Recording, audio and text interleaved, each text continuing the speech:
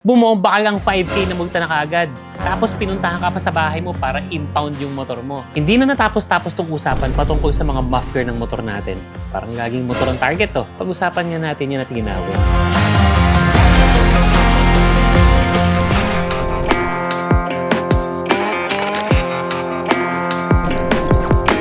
Pero bago natin pag-usapan ng buo yung topic na yun, mga brother, napansin namin marami pa rin sa inyo ang hindi naka-follow at naka-subscribe sa mga channels and pages ng Motor ni Juan.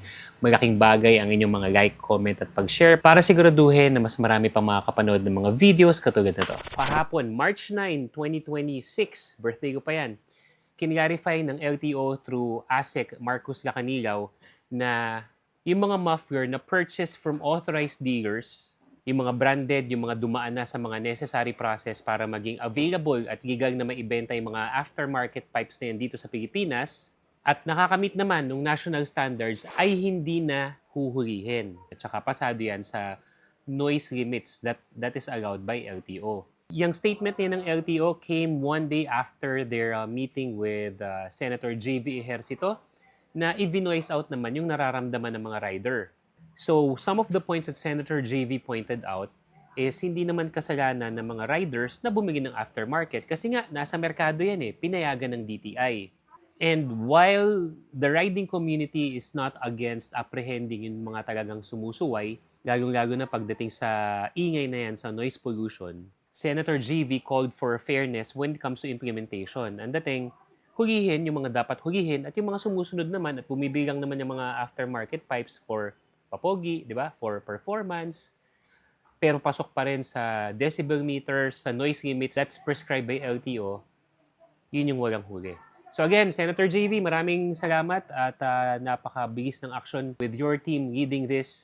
Naging mas malinaw po yung pag-uusap pahinggil dito sa aftermarket pipes versus the illegally modified pipes. Mainit na naman ang usapin patungkol sa mga muffler ng motor natin. Aftermarket, kalkal, modified, huli ba, hindi, automatic baklas ba, automatic inbound ba, hindi. Ang dami laging tanong kasi bawat individual, ahensya, tao, enforcer, para bang nagkakaroon ng kanya-kanyang interpretasyon dun sa current existing law pagdating sa pag-inspect, pagpapatupad, pag-enforce ng mga guidelines patungkol sa mga tambucho ng motor natin. Well, generally, pagdating talaga sa sakyan. Pero alam naman natin, Real Talk, ang natatarget at naapektuhan naman ng mga update na yan at talagang yung mga owners ng mga motor. Andiyan na nga yung nag-viral itong mga nakaraang buwan na nananahimik ka sa bahay mo, na inspection ka ng local government nyo, ang ending na impound yung motor mo. Ngayon naman, maraming mga usap-usapan patungkol naman sa Central Visayas na automatic na kagad. Pag ganito ang muffler mo, pag ganito ang pipe mo, huli ka na kagad, impound ka na kagad, or multa ka na kagad. Tapos marami ring parang siso na update. Bawal, pero pwede pala, baguhin natin. Pwede pala to, pero ito bawal na lang pala. Kaya naguguluhan tayo mga Pilipino pagdating sa mga guidelines when it comes to our mufflers. Back to basics muna tayo. Balik muna tayo dun sa pinaka-guideline na nakasulat sa batas kung ano nga ba at paano nga ba itrato ang mga muffler ng mga sasakyan natin. According to Memorandum Circular 2020-2240 ng LTO, ang ingay na acceptable na pinoproduce ng muffler or ng mga tambucho natin ay hindi dapat mag-exceed, hindi dapat sumobra sa 99 decibels kapag ang engine rev mo o yung RPM kapag ginas yung motor natin ay nasa between 2,000 to 2,500 RPM. Magkasama yun mga brother, it's not one or the other Ibig sabihin, hindi pwedeng itodo yung pagsilinyador ng motor, hindi kalahati. In fact, it's just between 2,000 to 2,500 RPM. Karamihan naman ng mga motor may RPM counter yan. So, dapat nakikita yan. Nakikita niya, nakikita ng nag-i-inspect. At para naman masukat yung mismong ingay ng tambucho, kailangan merong decibel meter. Hindi pwede yung binomba, ay maingay yan. Tanggalin yan, impound yan. Hindi pwede yun. Kailangan merong decibel meter. At kung paano sinusukat yan, alam na natin yan. Yung 45 degree yung angulo, yung parallel to the ground. Kumbaga sa ibang mga video, sa pakita na natin yan. Pero hindi na natin masyadong demonstrate dito. Marami na rin sa atin nakakaalam niyan. According sa Memorandum Circular na to, walang sinasabi na porke nagpalit ka ng tambucho, huli na. O porke nagpalit ka ng tambucho, illegal na. Ang nakalagay sa Memorandum Circular na to is dapat pasado sa decibel, yung ingay, at saka yung level ng RPM na prescribed ni LTO provided na yung pagsukat ng ingay ng motor ay sinundan yung buong proseso kung paano dapat sinusukat yung ingay ng tambucho ng motor. Kapag pasok dyan, wala dapat problema kasi national law yan. Now take note mga brother, maaring may mga pagkakaiba-iba sa mga iba't ibang LGU, yung mga local government unit dahil may mga LGUs na may kanya-kanyang ordinance pagdating sa mga muffler, pagdating sa ingay ng motor. Alam ko may mga ibang mga city na mas mababa pa yung decibel meter nila o yung ingay na ipinapahintulot sa kanya-kanyang mga respective cities. Kailangan alamin mo na lang yan mga brother just in case ikaw ay dadayo sa iba't ibang lugar na yan. Pero ang alam ko, the national law should not be superseded by any local ordinance. Kailangan national law pa rin ang masusunod. But hindi ako abogado pagdating sa bagay na yan. Ito ang national law, itong local ordinance, dapat masundin ko to. Dapat yung LGU na lang. Yan mga brother ay nagkakaroon ng confusion kung ano nga ba ang susundin. Kasi nga, hindi naman lahat ng local ordinance ay naipapahayag, niya-announce at naipapaalam sa lahat, lalong-lalo na sa mga hindi residente ng lugar na yon. Ngayon, nagkaroon ng mga usap-usapan sa social media na sinasabi, pag naka-aftermarket ka, automatic huli ka na. Pag naka-aftermarket ka, automatic illegal na yan. Hindi po yan totoo mga brother. Magkaiba din ang modified muffler sa aftermarket muffler. Magkaiba po yan. Ang modified muffler, ang definition niyan is anything na binago mo sa original or sa stock muffler ng motor mo. Meron kang pinutol, meron kang dinugtong, o yung mga usong-uso, yung mga kalkal pipe na tinatawag para mas maging maingay yung motor. Hindi naman kasi porke maingay yung motor ay mabilis na or meron ng dagdag sa hatak. Ulitin ko, modified mufflers is anything you do sa isang existing muffler, sa isang buo na exhaust system, tapos minodify mo. Yun na nga, may mga chinap ka, may mga dinugtong ka, may mga ginalaw-galaw ka sa loob na hindi dumaan sa tamang standard at quality test ng mga regulating body sa Pilipinas. Yan, bawal yan. Especially if the purpose is paingayin yung muffler. Yan ang modified. Iba po ang aftermarket pipes or aftermarket mufflers. Ang aftermarket is ito yung binibigay mo na ng buo or paminsan naman yung pinaka-pipe lang, yung pinaka-canister lang. Aftermarket nga eh. Ang mga examples sa to, yung V-Lane, yung mga Akrapovic, yung mga Orion, at marami pang iba. Ang aftermarket pipe, hindi yan automatic na illegal. Basta't yan, pasok pa rin dun sa national law na nagsasabi na ang sound emitted yan ay hindi dapat mag-exceed sa 99 decibel following the entire procedure of the inspection ng noise meter ng motor. Ang aftermarket pipe or ang aftermarket exhaust, basta't pasok dito sa 99 decibels, yan ay pwede, yan ay legal mga brother. Kasi in the first place, kung ang aftermarket pipe ay ipinagbabawal, dapat sa DTI pa lang hindi na nakakarating dito yan sa Pilipinas o kaya naman hindi na pinapayagang maiproduce. Tandaan natin na ang mga produktong ibinebenta sa Pilipinas, lalong-lalo na yung mga legit, yung mga hindi peke, marami na mga nagkagat niyan, di ba? May kaukulang mga dokumento yan para makapasok sa Pilipinas yung produkto, maibenta. So dapat, kung talagang bawal ang aftermarket pipe, dun pa lang bawal na. Pero hindi, na ibebenta, nagkakaroon ng mga necessary permit, nagkakaroon ng mga necessary quality check, kaya pwedeng ibenta sa Pilipinas. Pero pag kinabit mo na yan sa motor mo, dapat, again, it will follow the decibel limit as prescribed by LTO according na rin sa Memorandum Circular 2020-2240.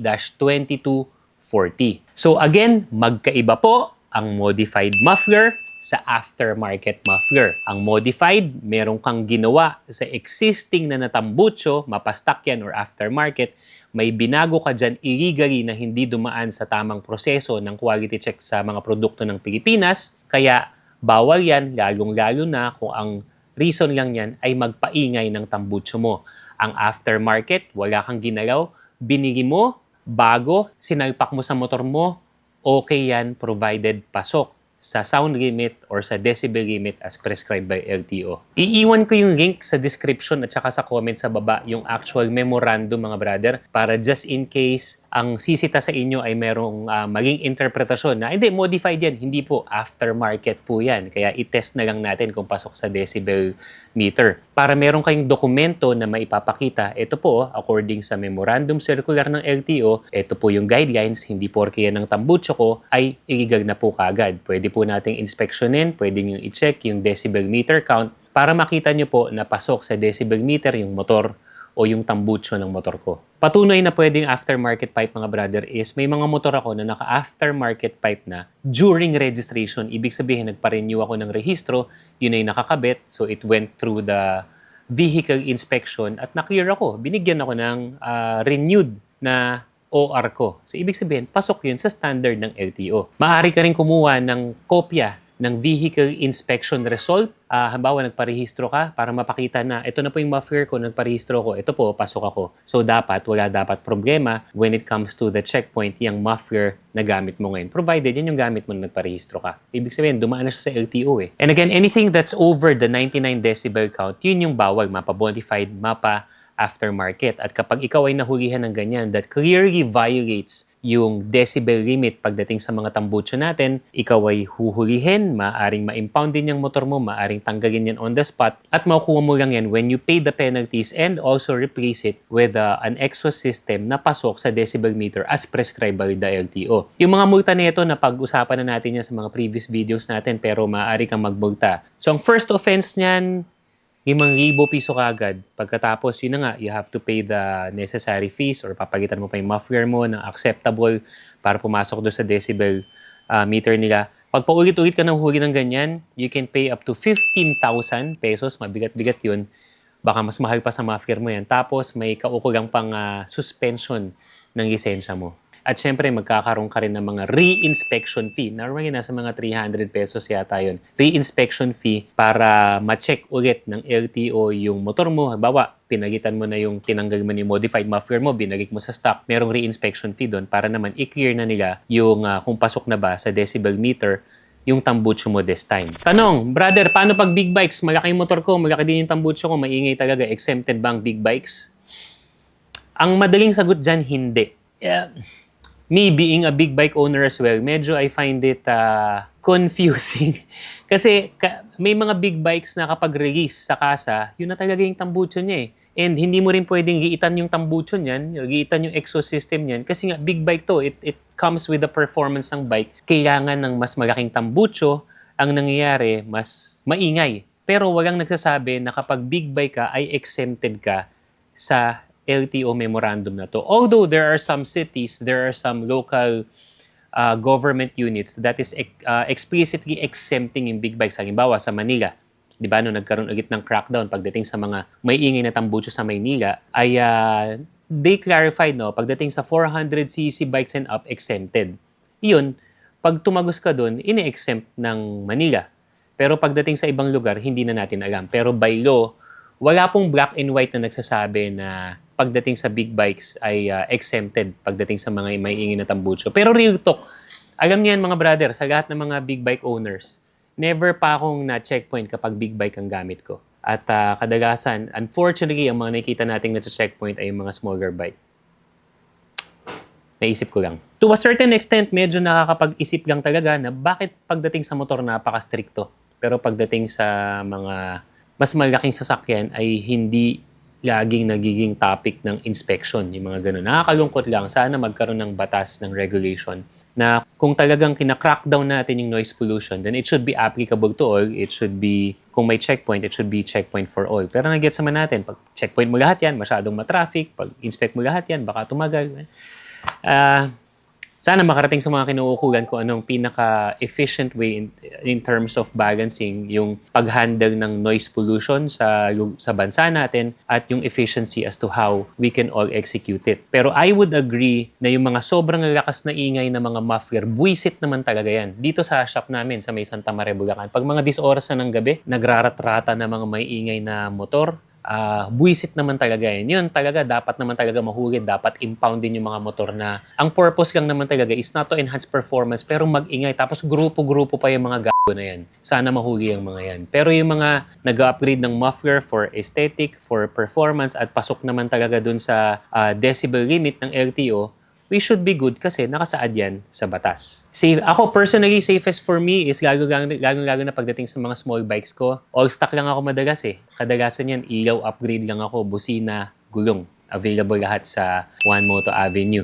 But other than that, hindi na ako masyadong nagpoporma ng motor ko. Sa big bikes ko, yun. Medyo nag-upgrade ako syempre ng tambucho kasi gusto ko maramdaman yung pagka-vroom-vroom feeling ng mga big bikes na napupunta sa akin. Yun nga mga brother, yun ang topic discussion natin ngayon. Sana nakatulong tong video na to. And if it did, sana ma-share mo sa mga kakilala mo at kamag-anak at mga tropa natin dyan. Lagong-lalo na sa mga rider natin na brother. At para hindi ka magpogya sa lahat ng mga motorcycle news, reviews, and tips, be sure to follow lahat ng mga social media pages natin. Katulad ng TikTok, Facebook, Instagram, and YouTube. Till your next video mga brad. Salute!